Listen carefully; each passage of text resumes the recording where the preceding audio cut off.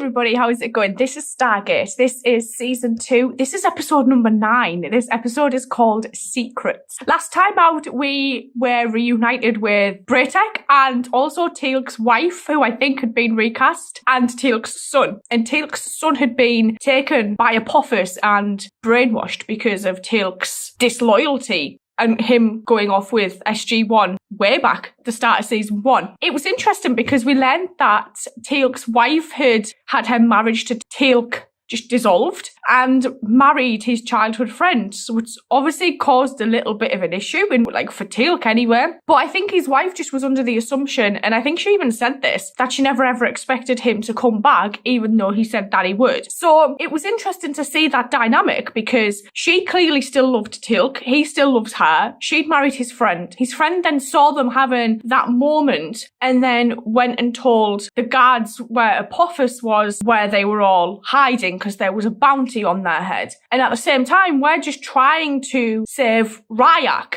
And it just makes me happy when we see Braytek, because I think he's brilliant. Genuinely, my face lit up when he came on last episode. I was like, oh, I love this guy. And he just pops up, which is the best thing about it. So we've now got this whole thing of, we know Apophis is trying to get revenge by any means necessary, because we know that he'd implanted these false teeth into Ryak that would then, if he bit down on them, would release a virus and everyone on Earth would die. And they had to really quickly remove the teeth so that it couldn't get out. And just seeing Teal'c kind of battling these emotions. I like when we get parts of Teal'c where we see him fighting these emotions and we see him expressing a lot more. I love his deadpan, but getting insight into Teal'c is one of my favourite things because he's so stoic. So it's going to be interesting to see what this one's going to be about, considering it's called Secrets. What secrets? Whose secrets?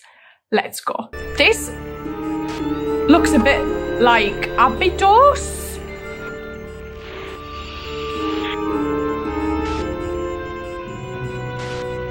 Now, that was just a few minutes ago. Now, obviously, Kazuf's unburied the Stargate and is waiting for me. One Abydos year to the day. Oh! They kept their word. And I have to keep mine. Daniel, you said you'd go back there in a year with Sharae. I know that, but at least I can tell her father that I haven't given up. And I couldn't possibly be safer than in the company of Teal'c. Thank you, Daniel Jackson. You're welcome. Daniel Jackson assures me the Aberdonians are a peaceful people. They're great people, are you kidding? In fact, what do you say you and I blow off this medal ceremony thing and go with the boys?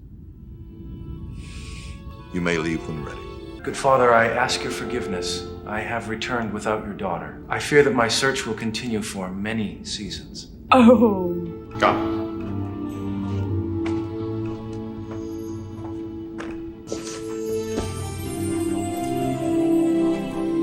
What? Sharae.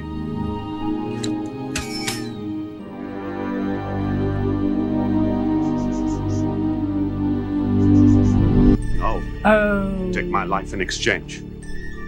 Nobody's killing anybody. How is she Sharae even no longer here? your daughter. Kazuf, we're in danger. How long has she been here? Why are we in danger? Husband, I am Sharae's husband. Who are you? my Daniel, please. Come no further. Do your eyes not see? Sharae This has is a been taken trick, by right? Gould. The Goa'uld that has stolen my soul is called Amonit. She sleeps for the sake of the child. I have never known a Goa'uld to father a human child. Apophis is the father? It's been a year, Daniel. Then Apophis is here also. No. But then where is he? He has hidden me away. What does Apophis want with a human child? A host?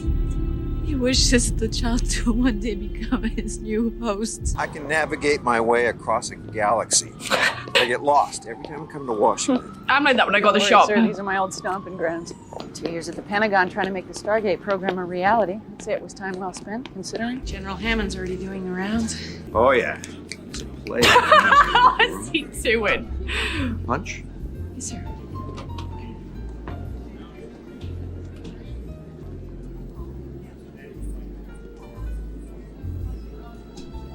Dad, you are the traitor. Oh. Teal'c. That is correct. How can you know this? The symbiote? She probably saw those broadcasts as well. My mind is full of images. This place among the system lords is no more.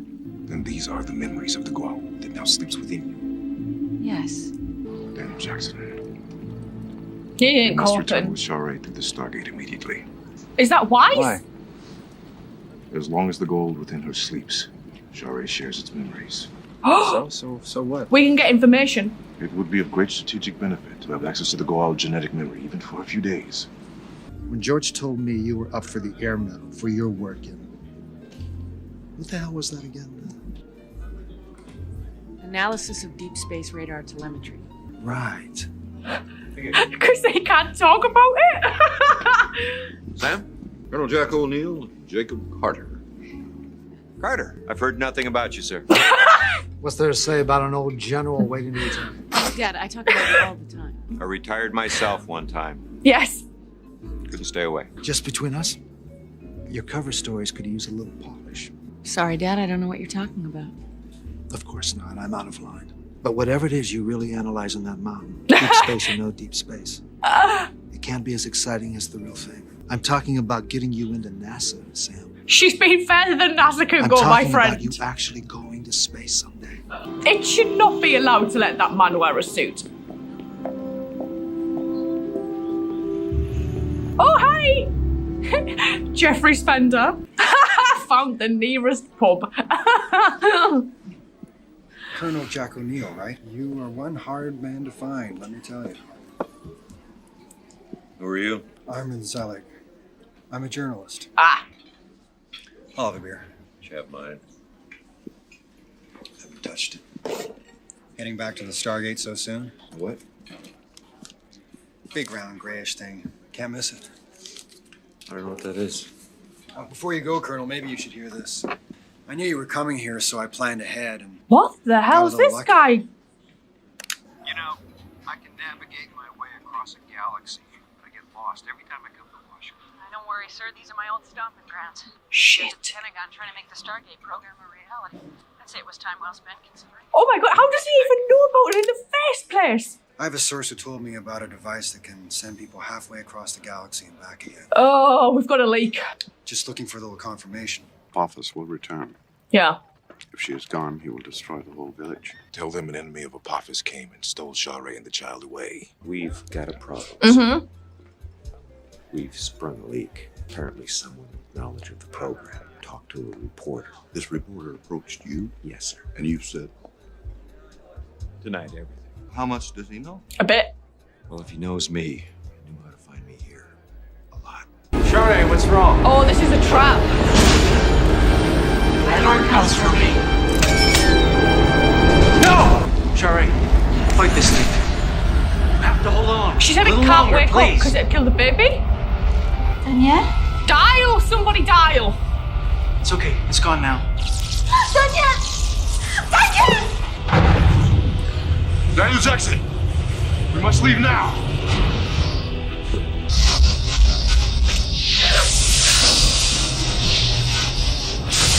There's still some time before the ceremony, Colonel. I'd like to know how much he knows before he goes to print. What You does he know want how him to to go find meet him again? I'll let him find me, sir.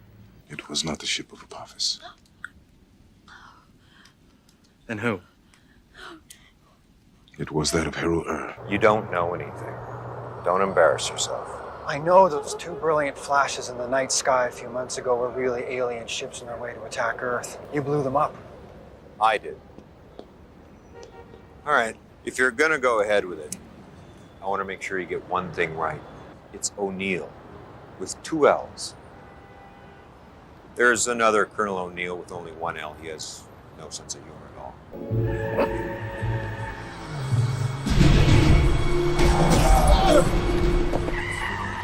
Oh.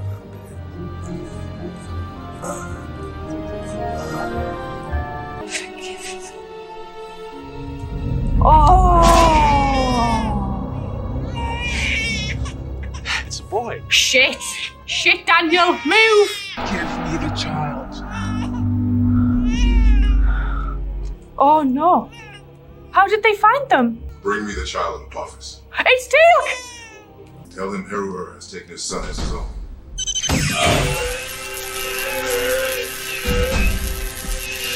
It was an accident. I don't think it was. Yes, sir. Serpent guards of Apophis have taken the child. Who is this human? He claims his people are the Tari, enemies of Apophis. Among the warriors who defeated Apophis? Yes. As a matter of fact, I was. Apophis comes! Stand ready! Oh no!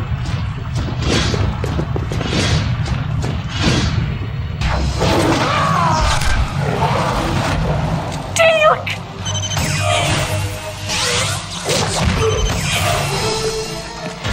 Is he okay? Oh, dude. Tari Creed! Cover me.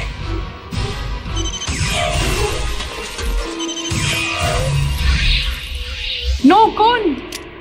Was thinking about it? That was an awesome shot. Oh, he just happened to be stood in the right place for the rings as well. I wonder if they like strategically placed themselves where the rings would always be, just in case. Apophis. What? We must cover ourselves. Oh. The child. Gone. Stolen by your enemy hero Or.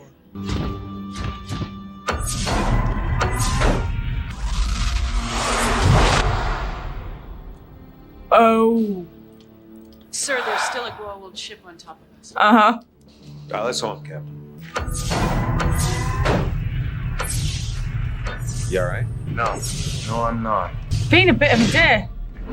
But I will be. She looked directly at us, Daniel Jackson. Yes, she did. But she did not reveal our position. Let's go home. This was like a really interesting episode. It took me by surprise, actually, especially at the start, because the fact that we referenced back to Daniel saying, in a year's time, I'll be back. If I don't come back in a year, bury the Stargate. For him to go through and be like, I'm really sorry, I've returned without Shara. For us to then find Shara in her dad's house, heavily pregnant with the child of Apophis, that was not expected. I don't think Teal'c even ever thought that it was a possibility, because he just looked so like taken aback by the fact that she was pregnant. And when they were asking, why would Apophis want a human child, I was like, oh, host. And then she was like, hey, when this child's old enough, they will become the new host for Apophis, which is an interesting thing, because we've seen Apophis, when he picked Shara to be his queen, they also picked 2 children to be their children, one of which we know is Skara. We've never seen the girl again, so I'm not quite sure what happened to her. But I, for some reason in my head, thought if there was ever a time where Apophis needed a new host, then it would be Skara, and the Goa'uld within Skara would be given to somebody else, maybe somebody he chose to be like his child. So to know that they went ahead and purposefully created this child to be a new host, I'm assuming that's like unprecedented, because Teal'c was so shocked by it. To see that Shara did what Skara did when Skara was on the ship was really interesting, because she was fighting back. But then when she was given birth, it was interesting because she asked Daniel to forgive her. And if part of me's thinking, maybe she let the Goa'uld back in because she didn't have enough strength left to give birth and she was struggling, or it was like a kind of forgive me because she felt herself weak and she let her take control again before the baby was born and she didn't want him to feel a certain way about her. I don't know. But obviously Teal'c pretending to be the soldier of Apophis's enemy and taking the baby with Daniel, I thought, oh, well, maybe Shara thinks that they did take the baby. But her looking at them at the end made me kind of think, well, hold on. Does she actually realise that it was Teal'c in there and that it wasn't a soldier, a Jafar of the enemy? That's an interesting thing. The fact that she looked at them does make me think that Shara is in there fighting, and that's why she didn't give their position away to Apophis when he came to get her. Whilst all that's been going on, we've then obviously got Sam and Jack have had to go to Washington for a medal ceremony for their help in defeating the Goa'uld ships at the end of season 1. And we met Sam's dad, which was interesting because we've met family members of everybody else so far. I was kind of thinking to myself, I wonder if we ever meet anyone connected to Sam. And then we finally did. There seems a bit of tension between them, so I'm not quite sure what's gone on with them in the past. I'm hoping it's delved into and it wasn't just a kind of he's her dad, see you later kind of of thing. But him talking to people to try and make it so that he could fast track her into NASA was interesting, because I'm just like, well, she's been a lot further than what NASA can take her. But obviously he doesn't know that because he thinks she's doing something with telemetry rather than, you know, going into space. So obviously he's in the dark, but he knows he's in the dark, and he knows their cover stories aren't what they, you know, their jobs aren't what they say they are, basically. And then we meet a guy that I know as Jeffrey Spender. And he's a journalist. And he basically said to Jack, I know about the Stargate. I know about you. I know a lot of things because there's a leak in the SGC. Or when Hammond found out, he said it might be a political leak. So to know that somebody's talking, especially to the papers, is interesting. And then that guy died. And it was like, oh, maybe whoever was the leak panicked, realised they'd sort out Jack, and then killed the guy before he had chance to publish what he was going to write, the story he was going to write. And Jack obviously does not believe that it was an accident. I personally don't think Hammond thinks it was an accident either, but obviously he has to say what he has to say. That's his job. And it was actually quite a fun interaction that they had together, like that in the pub when he drank his beer, but he was like, you can have mine because I haven't touched it. And there was like nothing left in the glass.